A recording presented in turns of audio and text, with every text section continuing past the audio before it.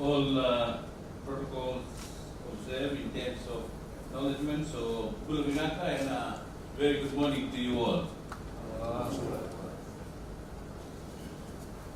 My CV just has been read out by the director, mostly talks about municipal councils.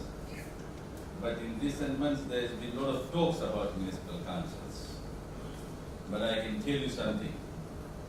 Municipal councils are totally different animals.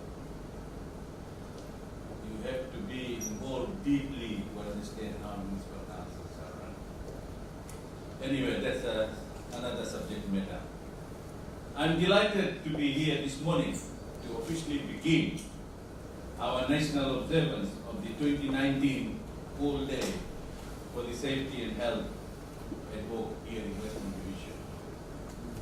Firstly, I acknowledge and commend the International Labour Organization for their vision and commitment over the last 100 years. As we celebrate their centennial year, ILO is being honored around the world for their commitment to social justice and decent work for all. I was honored to be the chief guest during the celebration of the ILO 100 years anniversary last Friday, 11th April, at the USP in Suva. It was a historical event, and I thank all individuals and organizations that participated in the 24 hours global online tour held in 24 cities around the world that started in our own capital city, Suva. April 28 is a day set aside by ILO to celebrate World OHS Day. The theme for this year is safety and health at the heart of the future of work. Ladies and gentlemen, it is with this theme in our mind that we begin our celebration here in West. It will move to the friendly north next week on Tuesday, 23rd April, and then the celebration will move on the Friday, 26th April 2019, with the National OHS Conference and Awards in Suva.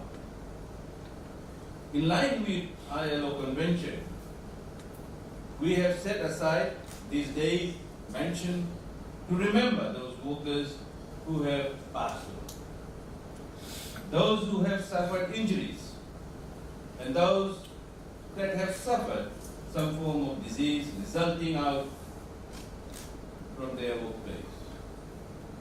Ladies and gentlemen, it is also a day to continue our resolve to promote and enhance the prevention of occupational accidents and disease in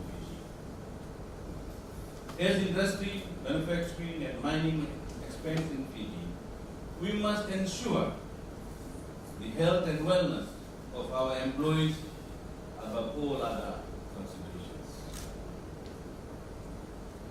At the same time, we must be familiar with international standards and ensure compliance in our future operations to ensure occupational health and safety for all. The world of work is undergoing major changes. The government and its Ministry for Employment, Productivity and Industrial Relations is committed in keeping abreast of these changes. Ladies and gentlemen, today I want to focus my attention on occupational health and safety as a priority area in Fiji when assessing the future of work. Fiji's first ever occupational health and safety and occupational health and service profile was launched during the World Day for Safety and Health celebrations on 28 April 2017.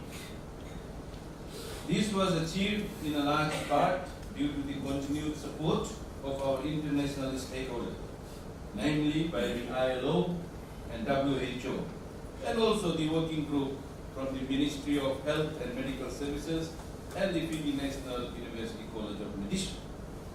And the able work of my line ministry, that is employment, productivity, and industrial relations. Ladies and gentlemen, Fiji has adopted the ILO's SOLVE program, dealing with stress, the problem of alcohol and drugs, tobacco, gambling, violence, just to name a few. The problems associated with HIV, AIDS, lack of adequate sleep, maybe too much smoke, and regular exercise and economic stress such as the threat of job loss. All these, ladies and gentlemen, lead to health-related problems for the worker. You know, just 2 days ago, I was coming from Suva, so I was hearing over the radio. The lady called and said to the radio announcer that my husband, he never took us to we had this religious festival, Ram Navami, because after the program they want to sit and have growth. But if we have to go with the husband, then he has to come back early. So I'm just trying to say, I'm not saying you people will stop drinking growth, but please do take care when you drink growth. It has been found now that this is a real issue for us, especially at the workplace. That's what the report that I'm getting from my team. So, as I've said earlier on, ladies and gentlemen, that this all leads to the health-related problems for the worker. It ends in lower productivity for the enterprise organization and for national economy. They represent a major cause of accident, vehicle injuries, disease, absent from work. Government, like its tripartite stakeholders, the trade unions and the employer groups, has a vested interest in minimizing the effects of an unhealthy and unproductive population. During the day, apart from OHS, my team will also relate to you about this family care leave. You all are aware how people are using this family care leave. I don't have to say too much on that. But it's becoming a concern, let me say this. Becoming a real concern for us as a government. Ladies and gentlemen, the concept of lesser time and concern for workers' well-being in modern times has always been the driving force for changes to employment policies. And while in this context and priority areas may change, this priority given to occupational health and safety does not. As part of the three parties of tripartite, we have to put aside any differences and ensure minimization of these issues. Ladies and gentlemen, our entire program for the rest of the day will focus on the SOLVE program, a focus on prevention. This is your takeaway message from this one-day program, and I request you as managers and supervisors, please do implement these programs in your workplace. My ministry staffs are also available to conduct more training and awareness on the SOLVE program in your various workplaces. After the formality, I want to step back for a few minutes, and I want to have an open session. And if any one of you have any issues in relation to the OHS or the team from my ministry are not assisting you, please speak up. Tell me today, okay? Because what I have observed that in some areas the committee have been formed, OHS committees have been formed, but there has been no regular visit by my ministry. I want to be honest about it, okay? So what we have done now, director is here, we have done a program whereby they will make a regular visit wherever there is OHS committees. Okay? We just don't want to, for a name's sake, just to have committees that do nothing about it. Okay? We can only prevent workplace injuries and illness if we have the foresight to understand what the new work hazard will be. Therefore, it is very important to understand how occupational health and new technology climate change will impact the health and safety of workers. We are also doing a paper on climate change, and please, if you have anything to contribute, you may do so. This is especially when we have floods, hurricane, and if there are bridges broke down, workers cannot go across. So they lose that pay.